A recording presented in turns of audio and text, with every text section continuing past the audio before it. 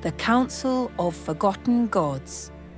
The round table gleamed in the soft light of the eternal flame, its polished surface reflecting the faces of those long removed from mortal worship. They gathered here occasionally, out of habit rather than necessity, to share stories of the world they once ruled and the species they now merely observed.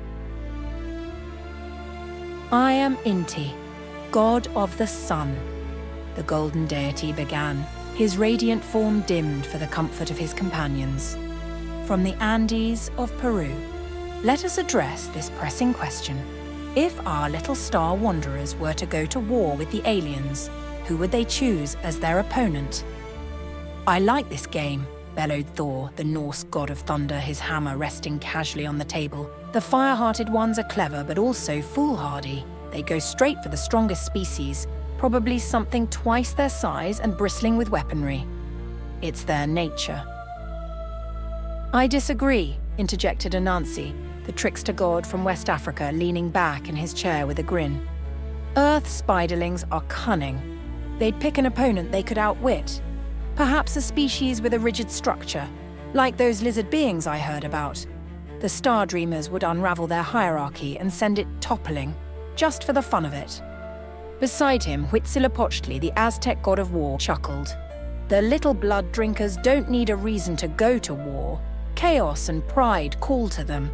My people built temples to feed me with the hearts of their enemies. It's in their bones. They'd fight anyone who insulted their pride, perhaps over something trivial, like planetary boundaries."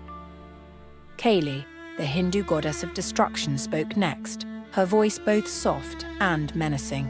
"And yet they do not fight without purpose.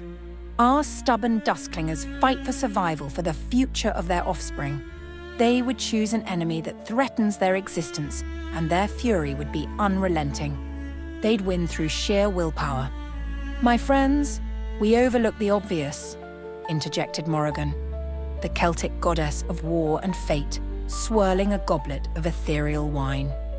"Our little chaos weavers don't pick their wars, they're dragged into them. Some alien diplomat would misunderstand their words, or they'd stumble into sacred alien ground. And then, without realizing it, they'd find themselves in battle." Thor leaned forward with a grin. "And they'd still win." A low laugh rippled through the table. "And why is that?" asked Anansi, raising an eyebrow. "Is it their ingenuity, their grit, their endless reserves of snacks?" Thor slammed his mug on the table. "It's because they have me in their hearts. Every storm, every flash of lightning reminds them to fight boldly." Anansi rolled his eyes. "Of course you'd say that." Huitzilopochtli smirked. "Don't discount the chaos I bring. When the little firemakers are pushed to their limits, that's when they truly shine. You think I don't see myself in their wars?" Kali leaned forwards.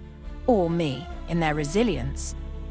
Inti finally raised a hand, silencing the others. "Perhaps the real question is not who they'd fight, but why they would prevail. The Groundwalkers' strength lies not in their weapons, but in their spirit. They fight for hope, for love, for things far greater than themselves." The gods sat quietly for a moment, their arguments paused by the weight of Inti's words. "Still," Thor said, breaking the silence with a grin, "I'd like to see them try their might against some of these intergalactic species. It'd be amusing." "I'd wager on the humans," Morrigan said with a sly smile. "They've been underestimated before. It never ends well for the other side." As the gods laughed and debated further, the eternal flame flickered, bearing witness to their conversation.